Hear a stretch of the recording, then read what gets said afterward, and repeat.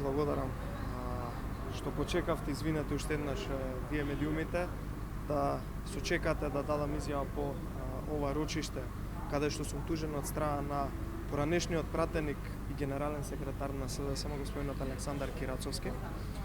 Рочиште кое беше одложувано неколку пати, но конечно еве седнавме во судските клупи и можевме да го кажеме она што треба да го кажеме, односно граѓаните да имаат што да чујат.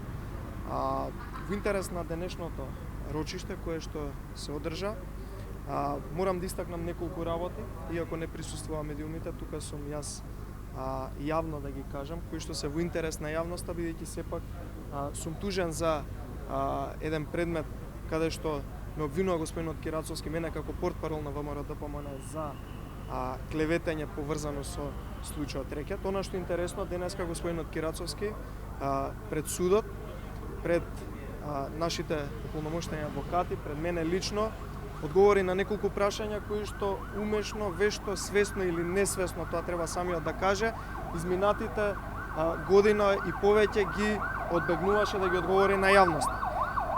Денеска тој јавно призна пред судот дека се познавал лично се познавал со господинот Силјан Мицевски, имено бизнисмен од неговиот град од каде е тој избран во тоа време за пратеник од редовите на Социјалдемократскиот сојуз, се познава лично со градоначалничката на општина Битола, господјата Наташа Петровска, и присуствувал заедно со уште едно лице, тоа е господинот Бојан Јовановски, познат во јавноста како Буки 13, на состанок повикан од страна на овие луѓе, вклучително на бизнисменот Силјан Мицевски, да присуства на состанок за поврзан за изградба на старечки дом во општина Битола, нормално инвеститор каде би бил господинот Силјан Мицевски. Ова е една друга димензија на целиот случај, вклучително и на случајот каде што јас сум клеветен. Ова се прашања практично кои што беа јавно поставени предходно на наши јавни настапи, беа поставени од медиумите, беа поставувани од граѓаните кои што беа целите во прашалници, вклучително и на мојата пресконференција. Еве уште еднаш јавно го повикувам господинот Кирацовски во интерес на вистината да излезе уште еднаш да каже во кое својство бил на тие состаноци со овие луѓе кои што ги споменав, за кои што он лично призна дека лично се познава и дека присуствувал на таков состанок, што всушност правел на тие состаноци и како што имаше одговорено на јавно на новинарско прашање дека пратениците кои што доаѓаат од одредени места имаат право интерес да лобираат за одредени работи. Сакаме да прашаме зашто всушност тој имал интерес и лобирал во однос на овој предмет и овие луѓе. Еве јавно уште еднаш ги поставуваме овие прашања. Нејасно беше зашто беа избегнувани одредено време, повеќе од година дена. Нејасно беше зашто тогаш не беа одговорени вака јавно и транспарентно како што денеска ги одговори во судот на денешното рочиште.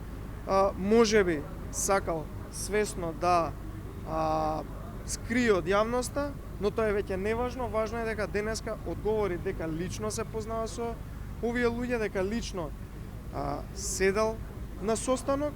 Сега остана уште непознато, при што уште еднаш еве го повикувам да каже која била неговата улога на тие состаноци, што всушност се зборувало и што всушност правел на тие состаноци во интерес на јавност. Уште еднаш сакам да потенцирам дека ВМРО-ДПМН, вклучително и вчера подпредседателот Николовски, за истиот случај Рекет, тужен од страна на премиерот Зоран Заев, денеска јас како тужен од страна на тогашниот пратеник Александар Кирацовски, морам да потенцирам дека овие тужби кон нас, на кои што беа поставени прашања, кои што всушност еве веќе полека излегуваат на виделина, можеме да ги оцениме само како еден политички притисок да јавноста биде доведена во заблуда по одредени прашања. Но еве уште еднаш ќе потенцирам по трет пат, после признавањето за личните познанства на господинот Кирацовски кои што денеска ги изнесе во судот. Уште еднаш сакам да прашам која била неговата улога на тие состаноци, што се разговарало и зашто тој имал можност да лобира во своето место на живење. Благодарам. Дали имате прашање? Јас би сакал да ве прашам дали ги спомена господинот Кирацовски тие 700.000 евра кои што се земени од Силјан Мицевски. Дали се зборувало за пари на тој состанок кој што потврди он дека се случи? Па веќе ви одговори во прашањево, не се разговараше што било разговарано и што било, дали било лобирано на тие состаноци и која била неговата улога на тој состанок. Затоа еве уште еднаш по четврт пат јавно повикувам да каже за што се разговарало, да каже која била неговата улога таму, конкретно да одговори на вашето прашање како медиум доколку смета дека треба, сметаме дека треба ние како јавност и конечно јавноста после повеќе од година дена да ја дознае вистината за поврзана со тој случај во најголем во историјата за рекетирање. Благодарам. Извинете уште еднаш што ви чекам.